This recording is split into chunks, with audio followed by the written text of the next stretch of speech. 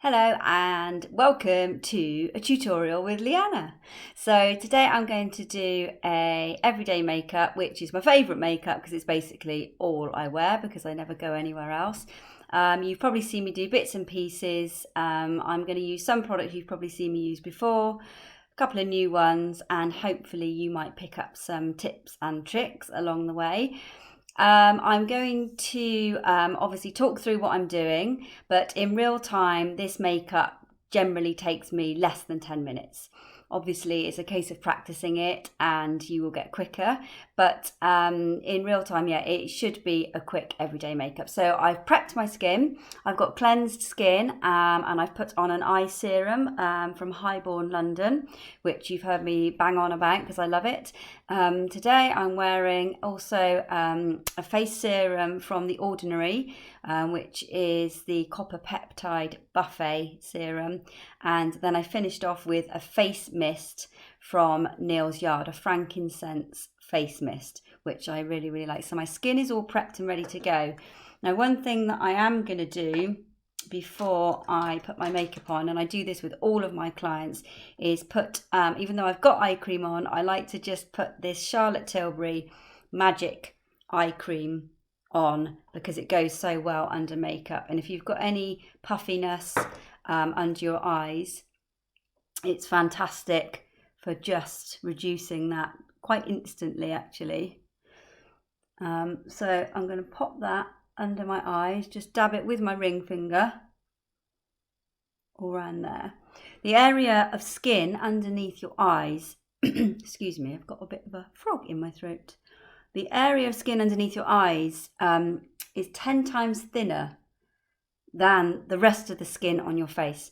So it's really susceptible to dehydration. So you need to be careful that it doesn't get too dehydrated, because then when you come to put on concealer and products, that is where you'll start to notice it. What I always say is one thing that makeup can't cover particularly well, excuse me, is areas of dryness. So it's really important to have a nicely hydrated base to work from.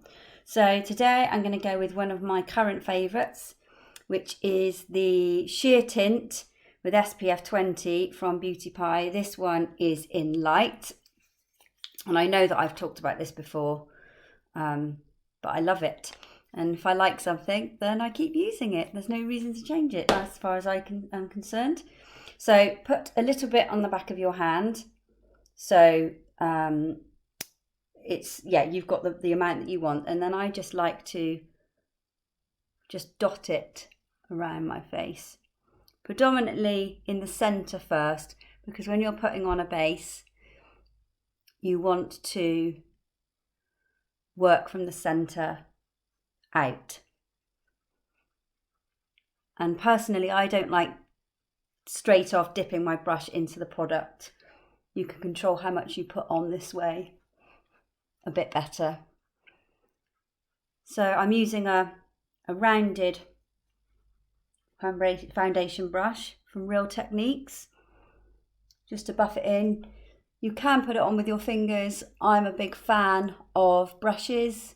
I just feel, I don't know, I'm just used to working with them, I suppose. And I just like the finish that you get from putting things on with a brush. Don't forget to go underneath your jawline. You don't want any tide marks there. And then when there's less product on my hand, I do dip my brush in just to finish off. And also so I'm not wasting any. Because it's pricey, makeup's pricey. Don't want to waste it.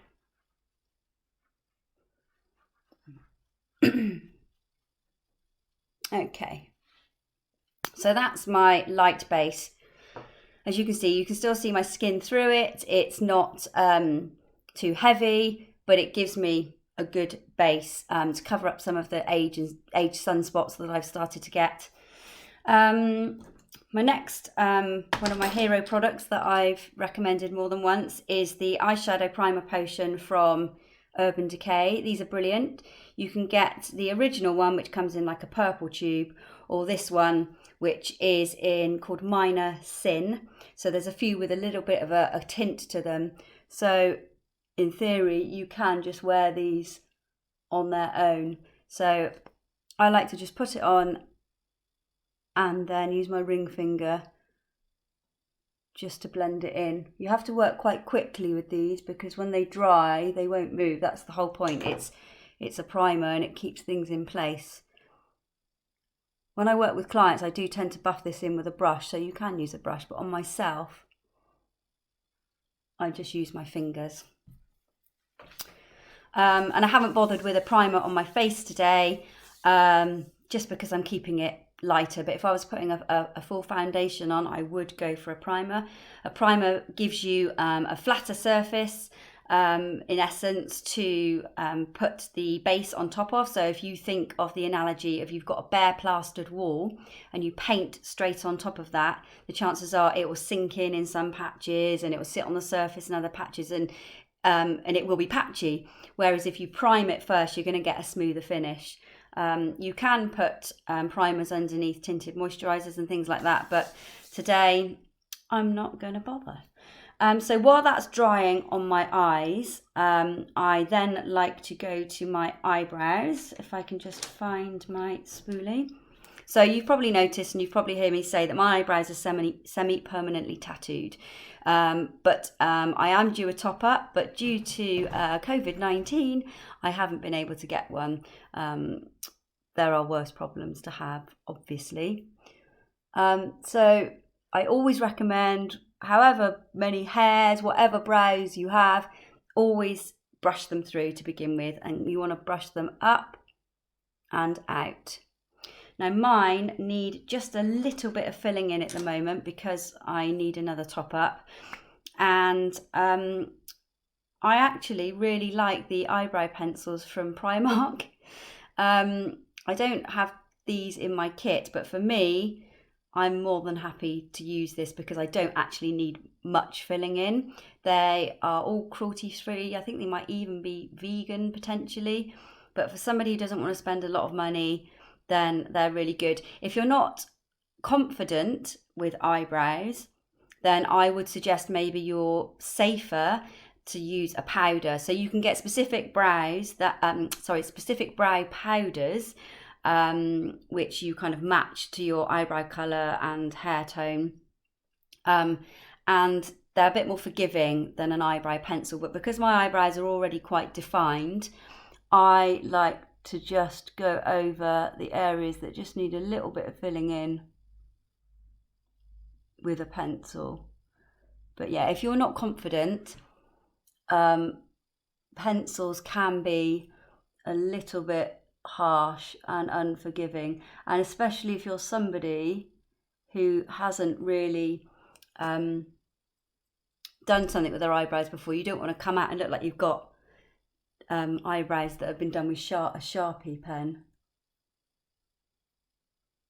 But there are lots of products for eyebrows that you can use, high street and high end. But as I said, the ones, if you're confident with a pencil, the Primark ones are actually pretty good. So when it comes to setting your eyebrows, I think this is a trick that a lot of people miss. Whether you're going to fill them in or not, it's once you've brushed them through, I'd suggest that most people would benefit from having some kind of gel to set the hairs in place. I really like the Charlotte Tilbury Legendary Lash gels. They've got like a really teeny tiny brush, which is good because I don't have that many hairs. These have got a tint to them and they come in different shades, but you can get clear eyebrow gels as well. And if you're not someone who wants to particularly define your brows, then I would just go for a clear one, because it just helps to make things look tidier, and it helps to open out your eyes, make you look more awake. It's amazing the difference paying a little bit of attention to your eyebrows can make, although I am a little bit of a obsessive, I admit that.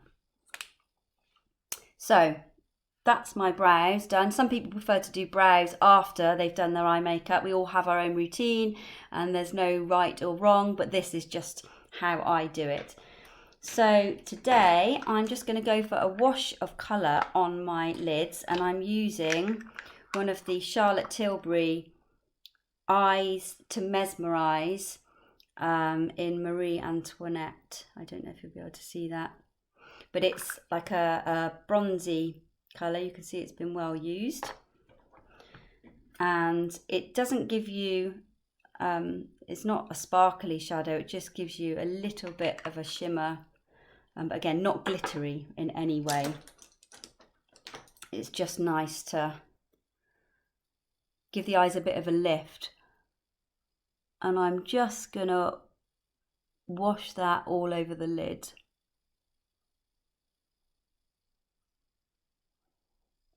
Again, because this is a cream shadow, you have to work reasonably quickly, because once it sets, it's there then, and you're not going to be able to manipulate it. I like to always take a little bit of the same shadow underneath as well. It's very subtle, but it just helps to tie it all in. So with the other eye as well. And it doesn't have to be precise, so you don't have to worry about how accurate you're being.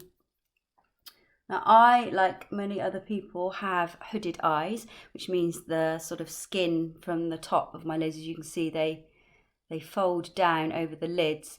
So you're not really going to see this shadow when my eyes are open. But when I blink and when I look around, you'll be able to get a sense of it. If I was doing a smokier eye, which I may do soon because people keep requesting it, but I don't like doing it on my own eyes because I don't like my eyes. But anyway, I will do it, I promise. Anyway, so this is you're not necessarily going to be able to see it, but you are going to get a sense of having something there. So if you can just see, it's just a wash of colour, and it's pretty easy to do. I would suggest that most people could do that. And the nice thing about a cream shadow as well is that you don't get the fallout that you can with some powders. Whenever you're using a powder shadow though, you want to tap off the excess. That's really, really important. So rather than use a liner today, I'm going to use a shadow as a liner. So I've got a little angled brush, and I've just dipped it in some water and just dabbed it off, and I'm going to use from my Anastasia Beverly Hills Sultry palette. You can see all the brushes just dropped out. So there's lots of well-used colours, but I'm just going to use this one, the brown, the dark brown colour. And again, this is a good tip if you're not really confident with doing liner, use a shadow. Obviously, if you get it wet, it's going to be a bit more intense than if it was dry, but you can use them dry and it just gives a real soft finish. So I'm just going to go on the outer half of my eye, as close to the lash line as I can. You don't want to have any skin showing between the lash line and the actual liner line, if that makes sense. So this bit here, you don't want there to be any skin. So you can just press it in.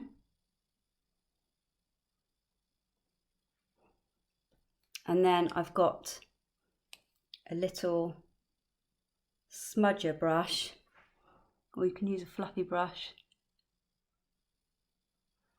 just to soften it slightly. Again, it doesn't have to be exact.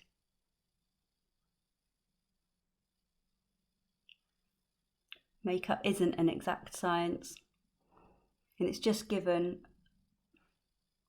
a little bit of definition.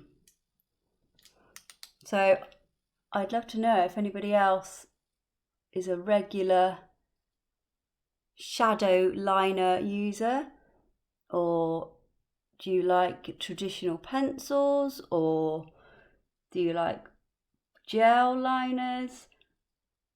Obviously gel liners are typically better for when you want to do like a winged liner, but when you get old wrinkly eyes like these bad boys, that's not such a great idea.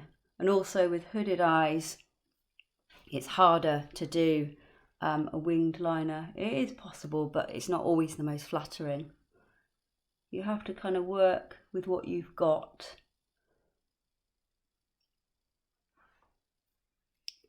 So I've just trying to get it even, which is always the tricky part. So there's just a little bit on the outer half of each lid. If you've got quite small eyes or you really want a subtle definition, just do the outer third as opposed to the outer half. Sometimes when you go all the way in to the middle, to the corner, it can close the eyes down and make them look smaller. So if you're looking for a fresh day look, that's different. If you wanted to look sultry and something for an evening look, that's fine. But for a fresh day look where you want to look awake and bright, keep it on the outer half or outer third. And then just very gently, I'm just joining that up underneath with the residual product that's on the brush, because you don't want to have a harsh line underneath. And it's very, very rare that I would put, for the kind of makeup that I do, particularly in bridal, I very rarely put a liner underneath somebody's eyes. It would always be a shadow. Just gives a much, much more flattering and softer finish. So that's all I'm going to do with the liner. And then onto a favourite of mine, eyelash curlers. A lot of people freak out when I get these out. I haven't pulled anybody's lashes out yet. So what you want to do is open your eyes really wide and then trap all the hairs in. Make sure you don't trap your skin, and then just tilt it up slightly at an angle and pulse. The pulsing works, I find, a little bit better than just holding it down. And then make sure you open it before you take it away. Now my lashes are quite fair, so you can't really see what difference that's made, but when I put mascara on, you will be able to see that. So open out, get all the lashes in, tilt it up, and just pulse it. I've heard so many horror stories of people using these doing makeup, people that have pulled all their lashes out. I've heard stories of people who've heated them up, so with the ethos of thinking like hair rollers heated will make them heat quicker, and then all their lashes fall out. Scary stuff, don't do it. So I'm using a Flash False Lash Mascara, say that quickly, from Beauty Pie. It's got a really small one, which again, I haven't got very big eyes. It's quite a nice size one. And start at the roots and zigzag it up to the ends. Concentrate on the outer corner as well, because that is going to help to open out the eye. And use the end of the wand to try and elongate those outside lashes. Now I'm not going to spend as long as I might do typically doing my lashes, but it is worth spending a little bit of time putting your mascara on. I know a lot of people just say, oh, quickly wipe it across the lashes and then done, but if you really get down to the roots, and if you haven't got barely any other makeup on, it can still make quite an impact. So it's worth, if any part of your process you spend time on putting on your mascara, because it will pay off. And can anybody put mascara on without making a stupid face? Because I can't. No, can't do it. And always have a cotton bud handy, or Q-tip, as they're known in the trade. or American way of saying it. I hope everybody's doing well at the moment. Obviously it's a really strange time, but hopefully this is just a small distraction that might help some people. So don't forget the bottom lashes. I know a lot of people worry about this. Just don't go as heavy on the bottom if you're worried about the transfer. And if you use a setting spray at the end of the process, which I will today, then that will help put it in place anyway. So at the moment, that is my eyes done. So I'm now going to move to concealer for underneath my eyes. So I've got Charlotte Tilbury Magic Away Liquid Concealer. Really nice. The only thing is this does tend to break off the little spongy bit at the top, which makes it a little bit tricky to get the product out, but it is in there. It's just a bit harder to get it out. So you want to go a little bit lighter than your base colour, because the whole idea is you're trying to brighten this area. Keep pumping it up, it will come out. If you've got more mature skin, you need to be a little bit careful about applying too much concealer, because if you've got more texture to your skin, then ultimately the more products that you put on, it's going to be harder to conceal. So as you can see, I always go around my nose because I've got some darkness there, but I've also got some veins popping up, which are really not welcome at all. But hey ho, this aging process sent to test us all. And when you go to the outside of your eye, try and sweep it upwards on the same sort of trajectory as your eyebrow, so that you're bringing that out and up. It's all about trying to lift and brighten. Sometimes I just go in with my fingers as well. Just the warmth of your hands can just help to pat the product in. You will be careful about doing it too much because you don't want to take the product away again. But it's just brightened that area up. And then, as a bit of a faffer that I am, I like to just go back in then with my liner or shadow liner, because when you're buffing it in, the concealer, you can rub off some of the eyeliner.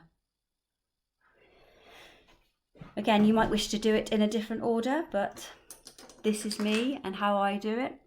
Formulate your own routine by all means.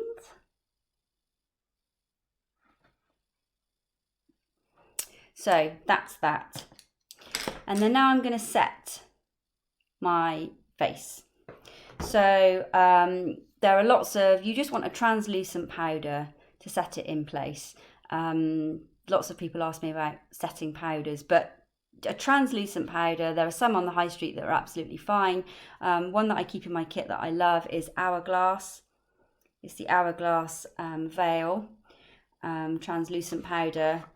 I'm not going to lie, it's quite pricey, but I do have the luxury of being able to spend a little bit more on my kit. So sometimes I dip into that and borrow it. So again, you want to always tap off the excess. This is a loose powder, but you can use a compact as well. What I would suggest is get a big fluffy brush rather than using the powder puffs that some of the compacts come with. Use a big brush.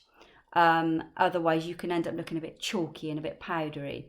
So just shake off, and then I've got combination skin, which means I get a little bit of oil and shine down the T-zone of my face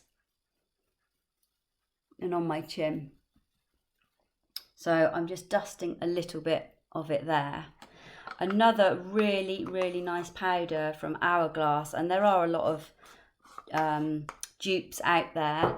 There's a finishing powder from them, and they're the ambient lighting range.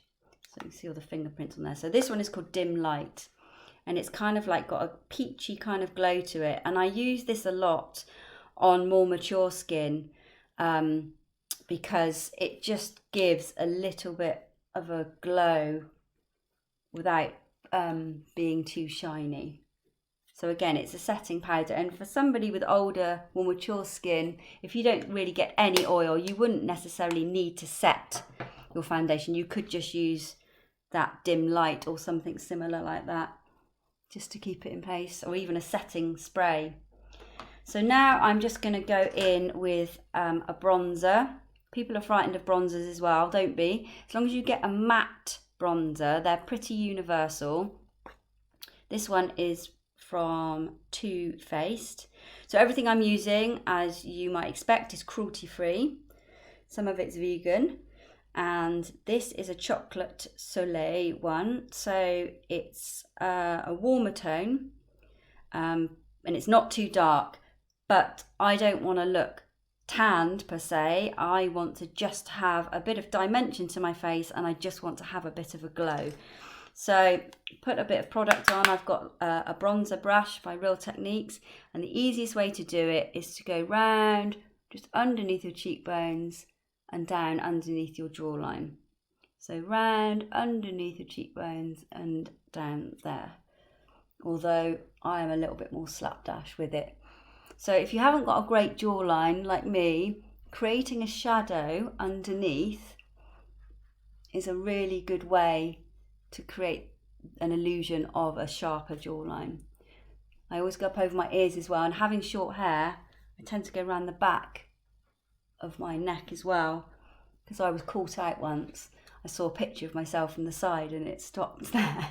So if you have shorter hair, just be careful of that. A little bit on the end of my nose.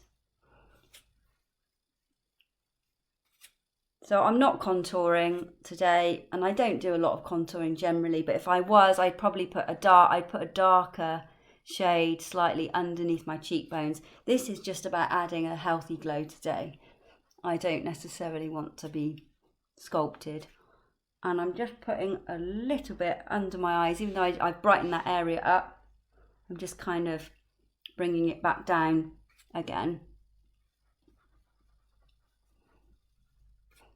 So bronzer is gone are the days really, unless you really get the wrong tone or you put it on in layers and layers and layers.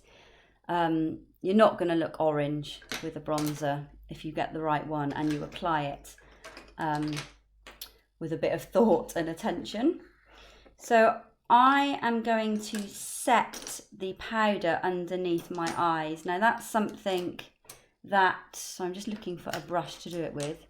That's something that a lot of people may not want to invest in. So you could still use your setting powder, depending on what brand your setting powder is. Some of them are more finely milled than others. So if they aren't very finely milled, they are maybe not so good for the delicate areas like under your eyes. But if some of the higher end ones are generally okay to use all over your face and under your eyes. But I like to use the Laura Mercier Secret Brightening Powder. So it's white, but don't freak out because it doesn't give you reverse panda eyes. It doesn't make you have white eyes, but it's got light reflecting particles in it. So it sets to stop the concealer from creasing. And again, it helps to brighten that area so you don't get any shadow or darkness under there. That's an extra step that I don't expect many people to go with, but it's a nice little investment and it lasts a long time as well if you're someone who wears a lot of concealer under your eyes. So blush. Today I'm going to use a new product which I really love. This is by Studio 10 and it's the Plumping Blush Glow Plexion. And you need the smallest amount, which I'm just putting on the back of my hand, as you can see there. And again, using my ring finger, you want to smile and just pop it onto the apples of your cheeks and just blend upwards. With blush, you don't really want to see the blush. We're not in 1984. You don't want to see the big pink stripes of blush. You just want it to give you a glow and a healthy look to your complexion. It's almost like that pinched skin. So if you were to just pinch your skin, it would just bring up a rosy glow. And this does really give the skin a bit of a sheen as well.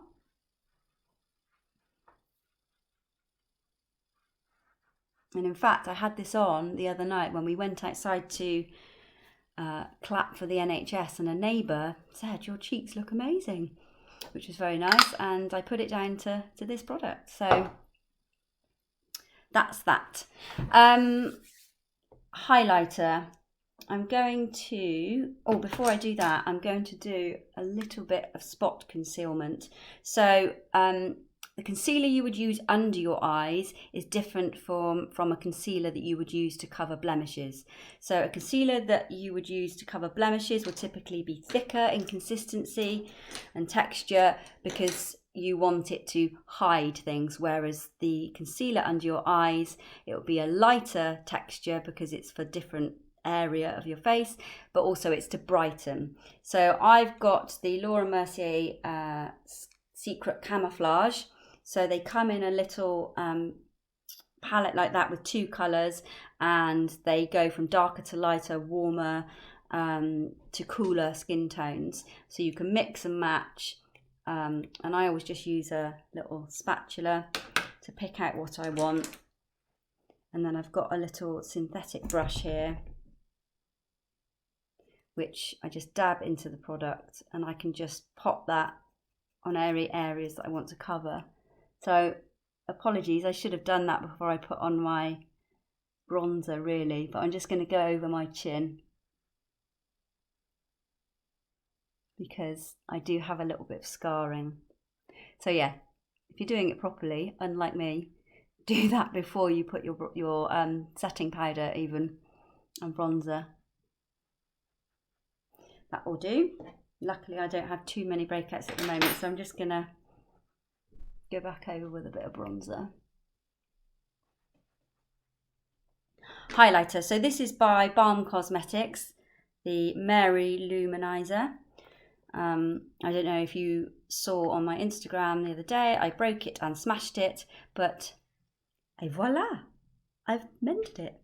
So if you have any powder products that you smash or they break up or you drop, if you mix them or just mash them in with a little bit of surgical spirit, you can put them back together. I was quite pleased with myself anyway, so you may already know that. So I've just got another Real Techniques little fluffy brush. You can use the fan type brushes like that. Some people like to use for putting highlighter on. This is just a brush that I like. And you want to just sweep it across the top of your cheekbones, down the centre, a little bit across Cupid's bow, although I'm getting a bit more wrinkly there, so I have to be a bit careful. I don't want to accentuate all the wrinkles. And then I've got a smaller little brush like that I'm going to just go into the corner of my eyes with. And this is a little trick just for brightening. And so it just brightens up the eyes. And a tiny bit under the arch of the eyebrow. Now, because I have hooded eyes, I don't want to come down too far with that. I don't want to fill in that area, otherwise it will look like my eyelids are overhanging, which they already are technically. But I don't want to make it worse. But if you put a little bit under the arch, again, you're lifting it out.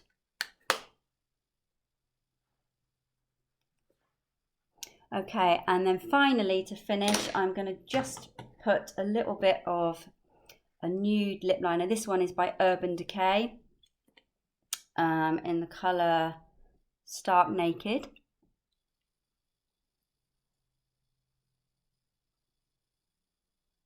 So when I'm putting a lip liner on,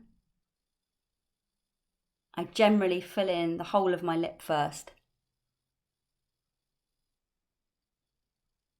If you just do the outline, you run the risk of ending up with the product you put on your lips wearing away, and then you get that 90s style outline lip liner left.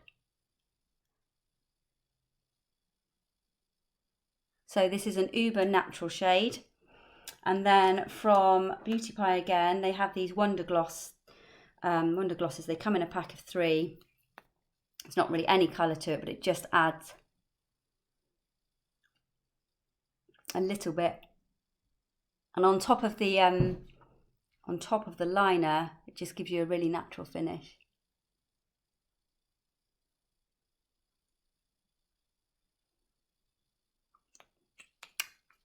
So to finish, you can use a hydrating mist if you want to bring it back to life. The Pixi hydrating mist, it's rubbed off, but that's what it is. It's hydrating milk. That's really, really nice, especially if you've applied a bit too much powder and you're thinking it's looking a bit flat. For all my clients that I want the makeup to last all day for weddings, I use the D-Slick or the All Nighter by Urban Decay. And you just shake it up, and in like a star shape, you just spray it across your face. So down, across, and diagonally. You don't want to touch your face, you don't want to pat it, and it will come back, it will dry. And that is basically it. So I hope you found it useful. If you've got any questions about any of the products or the techniques that I've used, then please let me know. I will get brave and I will do a smoky eye tutorial for you on these tired old eyes soon. But it would be really nice to get some feedback. So please comment what you think, anything that I could have done better, anything you'd like to see, anything you thought wasn't particularly useful. It would be really good for me to know. So I hope you all stay well, and I look forward to hearing from you soon.